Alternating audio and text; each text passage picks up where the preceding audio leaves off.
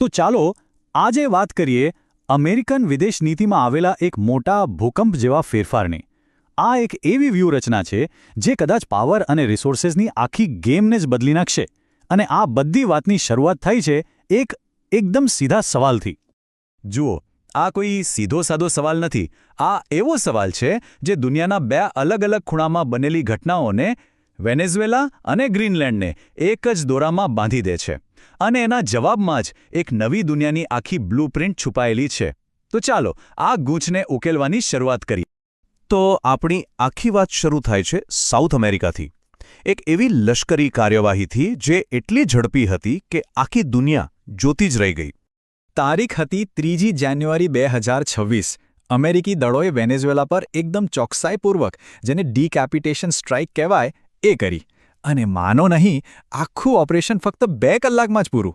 વિચારો, ફક્ત 2 કલાકમાં વેનેઝુએલાનું આખું રાજકીય ભવિષ્ય અને એના અબજો ડોલરના તેલ ભંડારોની માલિકી બધું જ બદલાઈ ગયું. પણ એ અહીંયા એક મોટો પેચ છે, એક વિરોધાભાસ. જુઓ, અમેરિકા દુનિયામાં સૌથી વધુ તેલ બનાવે છે, એ વાત સાચી. પણ એની એક એવી નબળાઈ છે, એવી સ્ટ્રેટેજિક વલ્નરેબિલિટી છે જે સામાન્ય રીતે કોઈના ધ્યાનમાં જ નથી આવતી. અને આ નબળાઈ ક્યાં છુપાયેલી છે ખબર છે? એની રિફાઇનરીઓમાં. વાત એમ છે કે અમેરિકા જે તેલ જમીનમાંથી કાઢે છે એ છે હલકું અને સ્વીટ ક્રૂડ. પણ મજાની વાત એ છે કે એની મોટાભાગની રિફાઇનરીઓ આ તેલ માટે બનેલી જ નથી. એ તો ડિઝાઇન થઈ છે ભારે, ઘટ્ટ ક્રૂડ ઓઇલ માટે. બસ આને જ કહેવાય છે હેવી ક્રૂડ પેરાડોક્સ.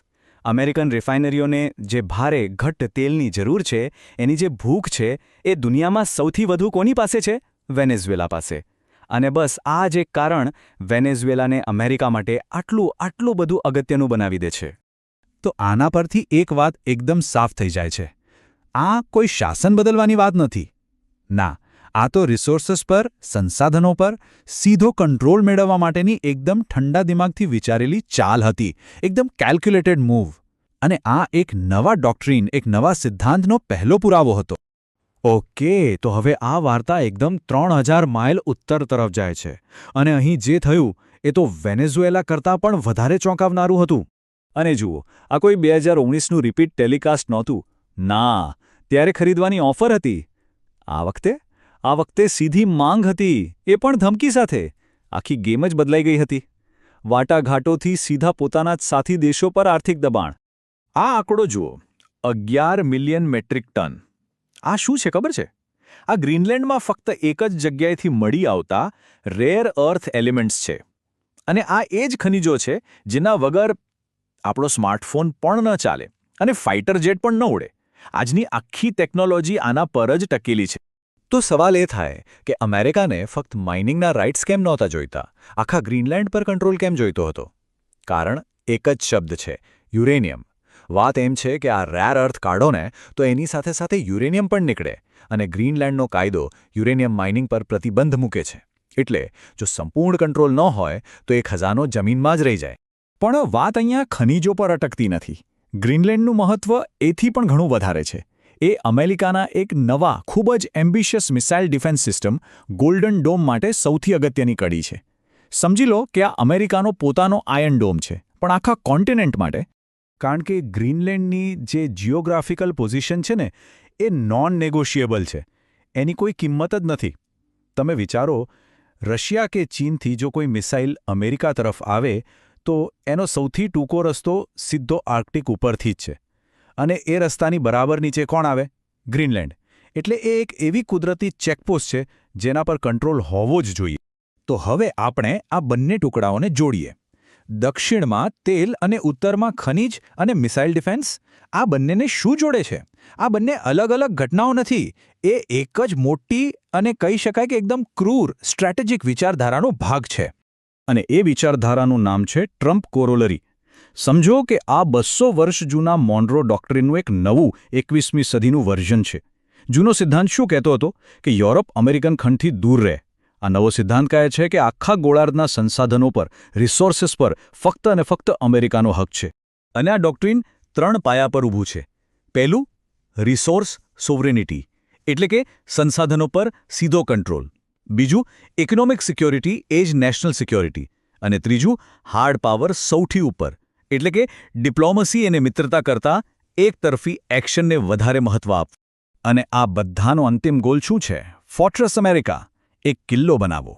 એક એવો અમેરિકા જે સેલ્ફ સફિશિયન્ટ હોય, રિસોર્સથી ભરપૂર હોય અને દુનિયાના કોઈપણ સંકટથી સુરક્ષિત, એકદમ અભેદ્ય. પણ આવો મોટો કિલ્લો બાંધવાની એક કિંમત હોય છે અને એ મફતમાં નથી બનતો. એની બહુ મોટી કિંમત ચૂકવવી પડી રહી છે અને એ કિંમત છે અમેરિકાના પોતાના જ સૌથી જૂના અને સૌથી નજીકના સાથી દેશો સાથેના સંબંધો. જુઓ, 17 જાન્યુઆરીએ શું થયું? અમેરિકાએ ફક્ત ડેનમાર્ક પર જ નહીં, પણ નાટો અને EUના પોતાના જ મુખ્ય સાથી દેશો પર ભારે ટેરિફ લગાવી દીધા. આ એક એવો મૂવ હતો જેની કોઈએ પોતાના મિત્ર દેશ પાસેથી ક્યારેય કલ્પના પણ નહોતી કરી. અને એની આર્થિક અસર એ તો તરત જ દેખાઈ અને ખૂબ ગંભીર હતી.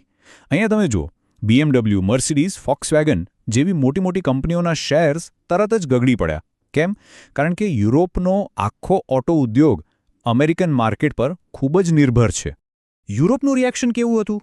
એકદમ આઘાત અને ગુસ્સાવાળું.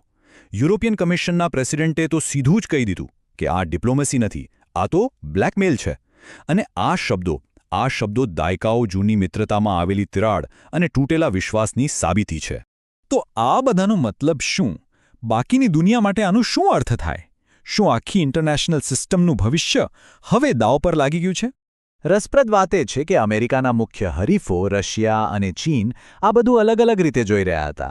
રશિયાને તો લાગ્યું કે આ તો એની સ્ફિયર ઓફ ઇન્ફ્લુઅન્સવાળી વાતને જ સપોર્ટ કરે છે. પણ ચીન માટે આ એક મોટો ઝટકો હતો. એમને ડર લાગ્યો કે હવે વેનેઝુએલા જેવા દેશોમાંથી આવતા જરૂરી રિસોર્સિસ બંધ થઈ જશે. અને આ બધું જ આપણને છેલ્લા અને સૌથી મોટા સવાલ પર લાવીને ઊભું રાખે છે.